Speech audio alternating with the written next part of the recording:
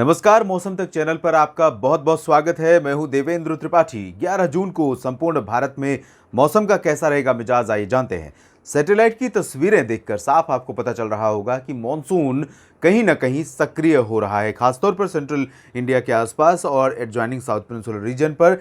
अरब सागर और बंगाल की खाड़ी दोनों तरफ काफ़ी डेंस क्लाउडिंग है, साथ ही साथ पूर्वोत्तर भारत में भी काफ़ी घने बादल बने हुए हैं। बादल उत्तर भारत के पर्वतीय इलाकों पर भी हैं, मैदानी इलाकों पर भी बादल दिखाई दे रहे हैं। आपको बता दें, अच्छी खबर यह है कि मॉनसून आगे बढ़ा है। किन क्षेत्रों में मॉनसून आगे बढ़ा है, आइए आपको मैप में दिखाते हैं। अभी फिलहाल इसका जो पश्चिमी सिरा है, जो लंबे समय से नहीं बढ़ रहा था, आप देख सकते हैं 31 मई को बढ़ा था, जो 9 जून तक कंटिन्यू स्टैग्नेट रहा, लगभग 9 दिनों तक एक ही जगह पर रहा। गोवा के बिल्कुल दक्षिणी हिस्सों तक, कारवार जो कर्नाटक का हिस्सा है, इन भागों से होकर गुजर रहा था। लेकिन अब आज 10 जून को मॉनसून की प्रगति हुई है और मॉनसून गोवा को पार कर गया है और दक्षिणी कोंकण गोवा के, यानी महाराष्ट्र के जो दक्षिणी कोंकण गोवा के रीजन है, इन भागों में एंटर कर चुका है। अनुमान यह है कि अगले 24 से 48 घंटों में, यानी कि मैं कह सकता हूं 11 और 12 जून के बीच में, कुछ इलाके ऐसे होंगे, कर्नाटक के लगभग सभी क्षेत्रों में मानसून का आगमन हो सकता है और इसी दौरान आंध्र प्रदेश में पहुंच सकता है।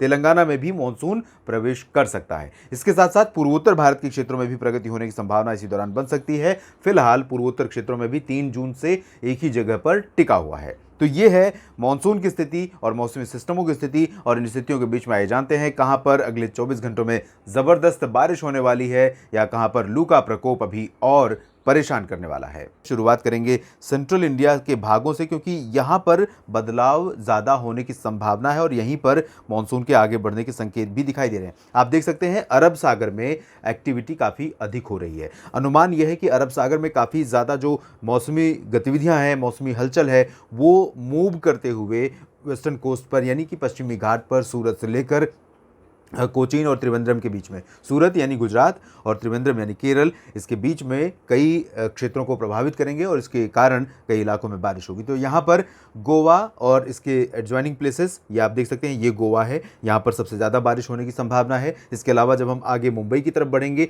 तो यहाँ से लेकर रायगढ़ और रत्नागिरी, अलीबाग, सांताक्रूज यानी मुंबई का जो रीजन है, और इसके अलावा ठाणे, कल्याण और दहानू, इन सभी क्षेत्रों में बारिश हो सकती है। अनुमान यह है कि 11 जून को इन कोस्टल सिटीज़ में, including Mumbai, light to moderate rain के साथ कहीं कहीं पर भारी वर्षा भी हो सकती है। सामान्य जनजीवन प्रभावित हो सकता है। मुंबईकर्स के लिए भारी बारिश के दिन अब शुरू होने वाले हैं और अनुमान यह है कि अगले 3-4 दिनों तक बारिश का स्पेल, ये जो स्पेल है, वो यहाँ पर कंटिन्यू करेगा। इसके अलावा मध्य महाराष्ट्र और विदर्भ में भी कई स्थानों पर वर्षा हो सकती है। अकोला, वर्धा, यवतमाल, नागपुर, चंद्रपुर, गढ़चिरौली में भी बारिश होगी और साथ ही साथ नासिक, नंदुरबार, धुले, जलगांव से लेकर पुणे, सांगली, सतारा, कोल्हापुर के बीच में बारिश होने की संभावना है। और अब हम अगर बात करें मध्य भारत के बाकी हिस्सों की, तो दक्षिणी मध्य प्रदेश में आप देख सकते हैं गुना से लेकर, गुना, भोपाल, उज्जैन, इंदौर, धार, खरगोन, मंदसौर, नीमच और रतलाम, इन सभी क्षेत्रों में कई जगहों पर बरसात होगी और कई इलाके ऐसे होंगे जहां पर तूफानी हवाओं के साथ बरसात होगी। बैतूल, होशंगाबाद, छिंदवाड़ा में भी बारिश की संभावना है। जबलपुर, उमरिया, मांडला, बालाघाट, शहडोल, अनूपपुर, डिंडोरी, ये वाला जो हिस्सा है, इन भागों में भी वर्षा होगी। और अगर हम बात करें उत्तर पूर्वी इलाकों की, जिसमें सागर, सतना, पन्ना, टीकमगढ़, खजुराहो और छतरपुर, रीवा, सिंगरौली, ये वाला जो हिस्सा है, इन भागों में, और ग्वालियर वाला हिस्सा, इन भागों में ड्राई वेदर रहेगा, क्योंकि यहाँ पर सीधी पश्चिमी दिशा की हवाएं आएंगी। हालांकि मिक्सिंग होने की वजह से, यानी यहाँ से जो हवाएं पहुँच रही हैं मॉइस्चर वाली और यहाँ से ड्राई विंड्स पहुँच रही हैं, इसके चलते इस पूरे बेल्ट में, ग्वालियर से लेकर उमरिया के बीच में, कहीं भी आंधी के साथ बूंदाबांदी की गतिविधियाँ हो सकती हैं। बारिश गुजरात में भी बढ़ेगी और गुजरात में सूरत से लेकर वलसाड़, नवसारी, अहमदाबाद, वडोदरा, गांधीनगर, राजकोट, जामनगर और सुरेंद्रनगर तक, साथ ही साथ सोमनाथ, वेरावल और पोरबंदर, द्वारका, इन सभी क्षेत्रों में कुछ स्थानों पर कोस्टल पार्ट्स में बारिश होगी। कल बारिश और बढ़ जाएगी, क्योंकि इसका जो मूवमेंट है इसी तरह से रहेगा।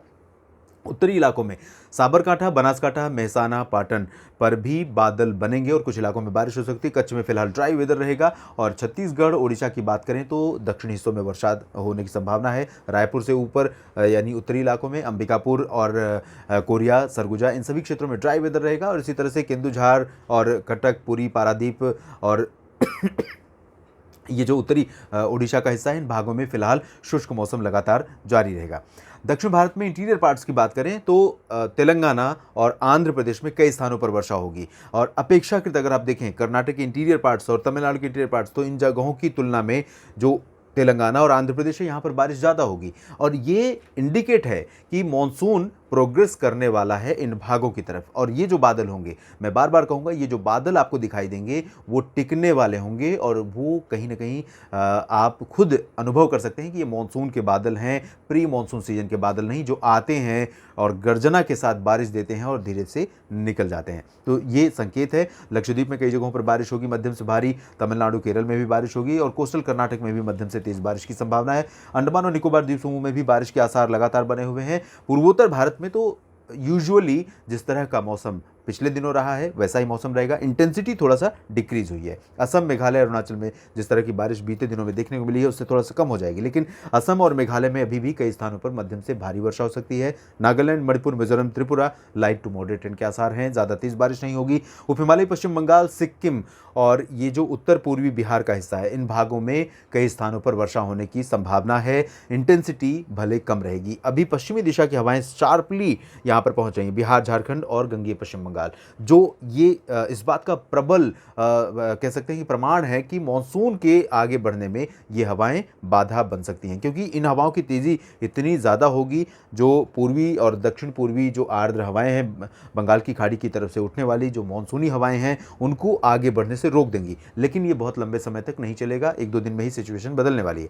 फिलहाल ड्राई वेदर रहेगा, 1-2 जगहों पर आंधी तूफान के साथ गर्जना हो सकती है। उत्तर प्रदेश में सभी जगहों पर शुष्क मौसम रहेगा, लेकिन थोड़ी सी मॉइस्चर की मौजूदगी यहाँ पर मौसम को बदल सकती है। तो नेपाल के ऊपर से हवाएं चल रही हैं, बंगाल की खाड़ी वाली, और ये हवाएं जब यहाँ पर गर्म हवाओं के आसपास में कांटेक्ट में आएंगी तो कुछ इलाके उत्तर प्रदेश में ऐसे हो सकते हैं जहाँ आंधी तूफान के साथ, गर्जना के साथ बारिश हो सकती है, लेकिन प्रोबेबिलिटी बहुत कम है और चांसेस बहुत लिमिटेड प्लेसेस पर हैं। और मेजरली अगर मैं कहूँ तो मेरठ हो, आगरा, बुलंदशहर, बदायूं, गौतम बुद्ध नगर, गाजियाबाद, बागपत और आगरा से लेकर इधर मध्य में चलेंगे तो ललितपुर, झांसी, महोबा, एटा, इटावा, मैनपुरी, चित्रकूट और कानपुर, लखनऊ, बहराइच, गोंडा, बस्ती, साथ ही साथ अयोध्या, गोरखपुर, वाराणसी, भदोही, मिर्ज़ापुर, जौनपुर, प्रयागराज, प्रतापगढ़, सुल्तानपुर, अमेठी, रायबरेली, इन सभी भागों में ड्राई वेदर रहेगा। हीट वेव कंडीशन सभी जगहों पर रहेगी। गर्म शुष्क हवाएं, झुलसाने वाली हवाएं होंगी जो किसानों के लिए और आम लोगों के लिए काफ़ी चुनौतीपूर्ण रहेंगी।